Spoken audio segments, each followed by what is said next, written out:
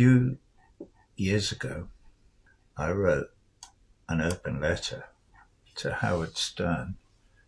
I don't know if he's still a well-known personality on American radio, but he may well be. It was in response to his response to a letter that I'd written to Bon Jovi, who is a person and a pop group, who at the time were visiting Tel Aviv to play their rock and roll. This is the letter I wrote all those years ago to Howard Stern. Buckle up. Dear Howard, I listened with interest to your comments on the wireless about my letter to the pop group Bon Jovi. There are a number of points you raise which I would like to clear up. 1. You repeatedly suggest that I have something against Jews, and also that I may be anti-Semitic. Not so. I have nothing against Jews or Judaism any more than I have anything against Hindus or Hinduism or Muslims or Islam or the Pope and Catholicism or the Dalai Lama or any other religious denomination or ethnic group. I am, suffice it to say, not a racial or religious bigot. I do not judge people or governments on the basis of their religious or ethnic backgrounds. I like this bit. 2. Fuck you! 3.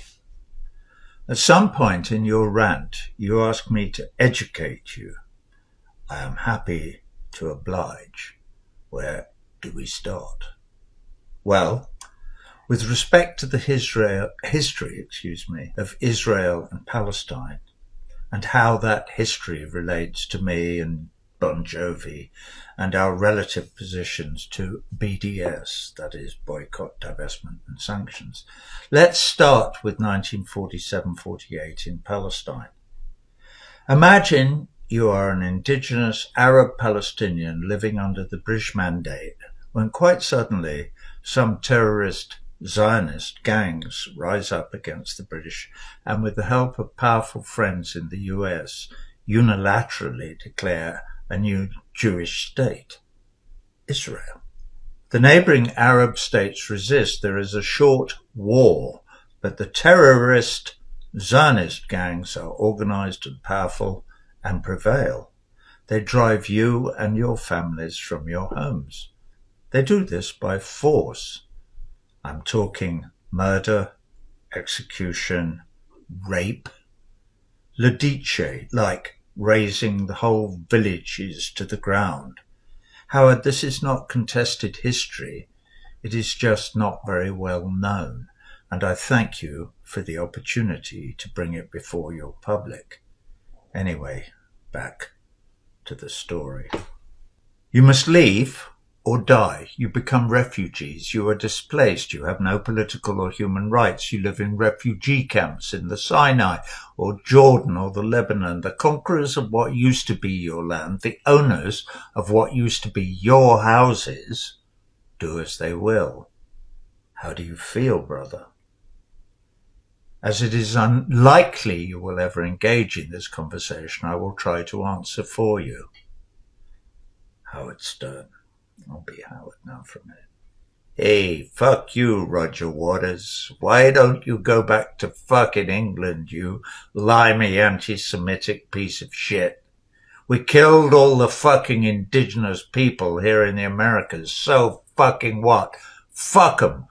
You don't try to boycott the United States of America, Roger Waters. Whoa, steady, Howard. Calm down. As you rightly observe, I don't boycott the USA. What would be the point? Obviously, the whole of the rest of humanity deplores the genocide of the Native American indigenous peoples in both North and South America by the European settler colonialists in the 15th, 16th, 17th, 18th, 19th and 20th centuries. However, we are now faced with the current humanitarian dilemmas.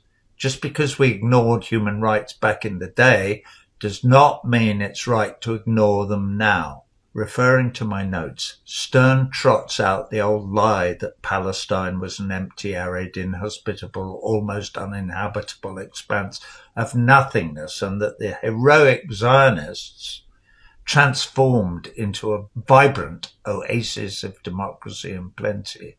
It's Golda Meir's old platitude, a country with no people for a people with no country. Try telling that to the Palestinians who actually lived there, not to mention the Jews who actually lived there, who numbered 10% of the population. My exercise in educating Howard Stern is probably futile, so I will move on. Number 4, Howard Stern. Bon Jovi. I have no doubt that the guys in Bon Jovi mean well. Well, actually, I do have something of a doubt, but this was years ago. Okay.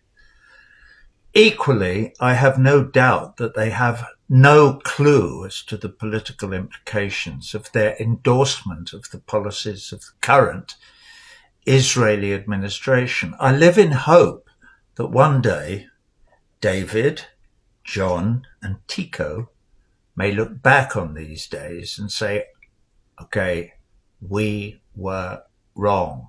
That's okay. Everyone has a right to be wrong, but human rights matter. Human beings matter. The creeping genocide of the Palestinian people is no less heinous than the genocide of the Native Americans was. Genocide is always wrong.